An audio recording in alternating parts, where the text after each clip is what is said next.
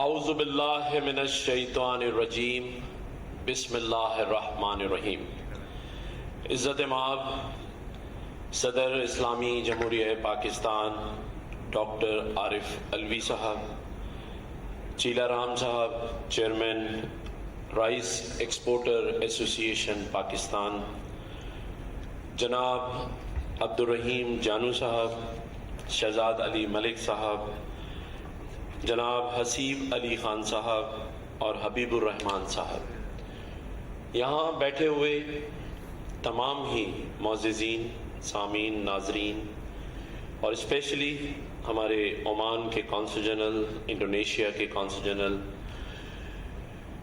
Media کے دوستوں، Mauritius کے قونصل جنرلز، سبھی کو السلام علیکم۔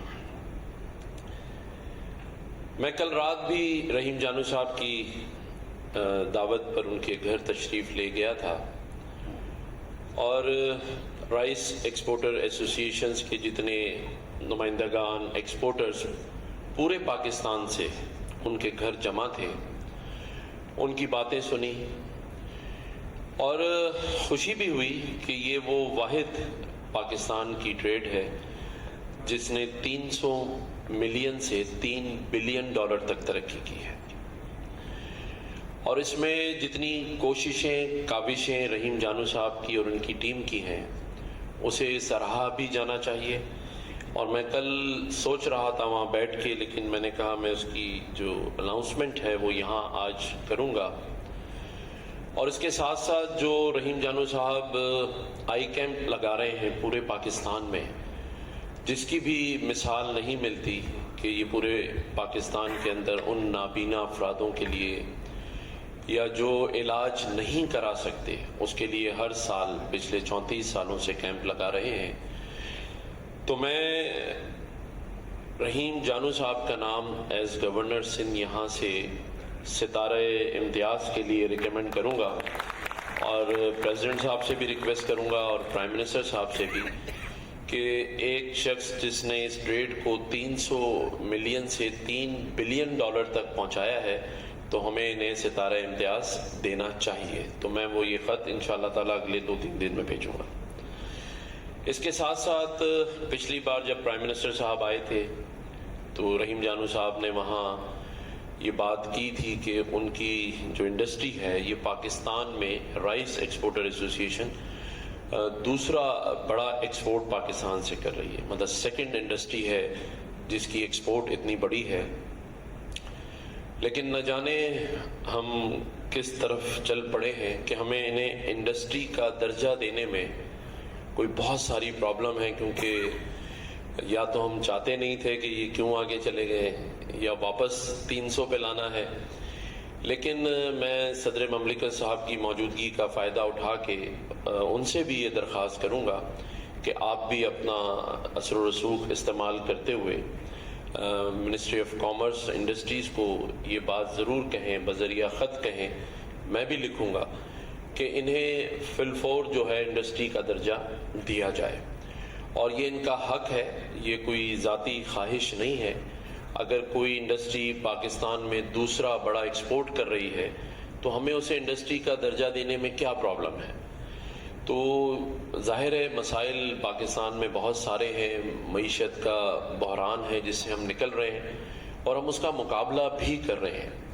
اور میں یہاں اپنے جتنے ایکسپورٹرز بیٹھے ہیں ان کو میں یہ بات واضح کر دوں کہ ایسا نہیں ہے کہ اب کوشش نہیں ہو رہی، کوشش پہلے سے کہیں زیادہ ہو رہی ہے۔ اور اچھی بات یہ ہے کہ جو ہمارے سپہ سالار حافظ عاصم منیر صاحب جو آرمی چیف ہیں، وہ سرحدی دہشت گردی کا مقابلہ کرنے کے ساتھ ساتھ معاشی دہشت گردی کا مقابلہ کرنے کے لیے بھی چاقو چوبند کھڑے ہیں، اور ان کی انتھک محنتوں سے اور ان کی ٹیم ورک نے اور جو وہ سوچ رہے ہیں اس سے یہ فرق ضرور پڑا، اور آپ سب اس کی گواہی دیں گے کہ پچھلے 3 مہینوں میں ڈالر کہاں سے کہاں واپس آ گیا۔ اسمگلنگ کی روک تھام پورے پاکستان میں کی گئی ہے، جس کا رزلٹ آپ لوگوں کو ابھی بھی نظر آ رہا ہے اور آئندہ بھی نظر آئے گا، اور یہ اقدامات دن بدن مزید سخت کیے جائیں گے۔ اس کے ساتھ ساتھ جو ہم پورے پاکستان میں لا اینڈ آرڈر کی سچویشن پہ بہت پریشان رہتے تھے، جس میں یہ فائنڈ آؤٹ کر لیا گیا کہ ایک بڑا حصہ ان لیگل امیگرنٹ جو افغانستان سے پاکستان آتے ہیں، کراچی آتے ہیں اور مختلف حصوں میں چلے جاتے ہیں، ان کی واپسی کا عمل بھی شروع ہو چکا ہے، اور انشاءاللہ تعالی آنے والے 3 سے 4 مہینوں میں اس میں بھی بڑی حد تک کمی آئے گی۔ تو یہ وہ اقدامات ہیں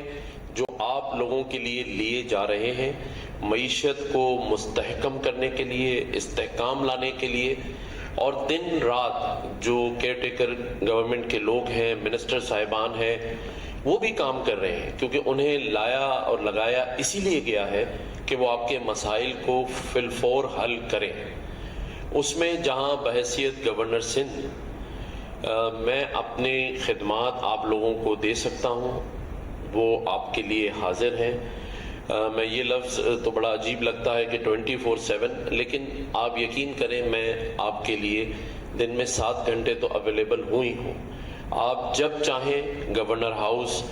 آ جائیں یا مجھے بلا لیں، میں آپ کے پاس آنے کے لیے تیار ہوں، ہر اس مسئلے کے لیے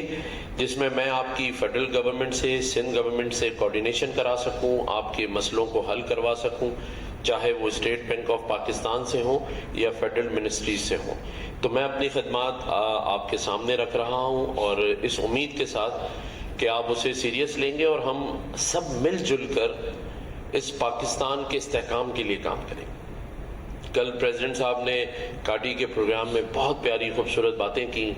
میں نے کل کہا تھا پریزیڈنٹ صاحب کو کہ اگر ہم سب اس پر عمل کر لیں تو یہ پاکستان آگے جا سکتا ہے۔ پاکستان کے پاس سبھی کچھ تو ہے، کیا نہیں ہے؟ جو قوم 300 سے 3 بلین جا سکتی ہے بغیر انڈسٹری کا درجہ ملے بغیر،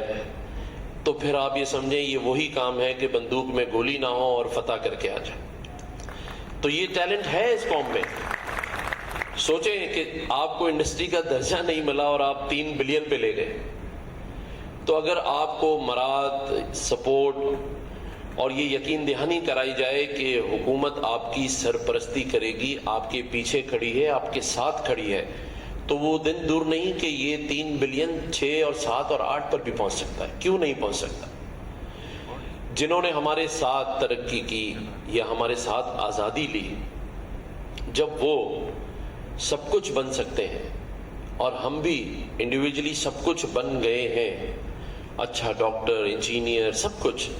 اب ضرورت ہے اچھا پاکستانی بننے کی۔ ہمیں اچھا پاکستانی بننا پڑے گا۔ اگر اب نہیں تو پھر کب نہیں والی بات ہوگی، جس پہ کسی شاعر نے خوب کہا کہ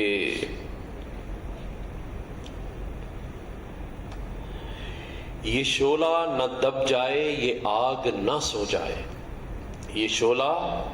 نہ دب جائے، یہ آگ نہ سو جائے، پھر سامنے منزل ہے ایسا نہ ہو کہ کھو جائے، یہی وقت ہے یارو جو ہونا ہے ہو جائے۔ اگر ہم چاہتے ہیں کہ ہمیں کچھ کرنا ہے تو یہی وقت ہے، ابھی ہونا ہے اور پھر کبھی نہیں ہونے والی بات ہے۔ آج آپ کے سامنے فلسطین کا جو حشر فلسطینی مسلمان بچوں، بھائیوں اور بہنوں کا کیا جا رہا ہے، یہ نوشہ دیوار ہے۔ یہ وہ دن دور نہیں کہ یہ آپ تک بھی آ سکتی ہے آگ، کیونکہ لگ تو چکی ہے۔ ہم نے بچپن میں سنا تھا بڑوں سے اور آج تک سنتے آئے ہیں کہ کربلا کا واقعہ ہوا، جس میں جو لوگ خاموش تھے وہ آج تک پشیمان ہیں، لیکن آج کربلا کا واقعہ اپنی آنکھوں سے دیکھنا ہے تو آپ فلسطین کے ان معصوم بچوں کے شہید کیے جانے کے انداز سے دیکھ سکتے ہیں۔ وہ کسی کربلا کے واقعے سے کم نہیں ہے، اور بحیثیت مسلمان ہماری آنکھیں کھول دینے کے لیے کم نہیں ہے۔ اگر ہم ایک قوم ہیں، چاہے کسی بھی مذہب، کسی بھی قومیت، کسی بھی فرقے سے تعلق رکھتے ہیں، تو دو چیزوں پر ہمیں ضرور اتفاق کرنا ہوگا،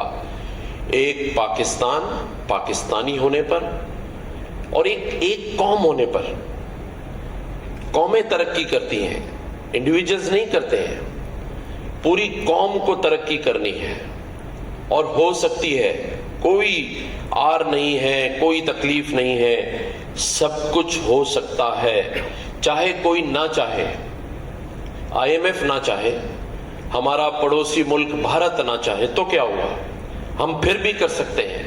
جسے کسی شاعر نے اس طرح سے کہا کہ فلک کو ضد ہے جہاں بجلیاں گرانے کی، فلک کو ضد ہے جہاں بجلیاں گرانے کی، ہمیں بھی ضد ہے وہیں آشیاں بنانے کی۔ کیوں نہیں بن سکتا آشیانہ؟ یہ قوم پاکستانی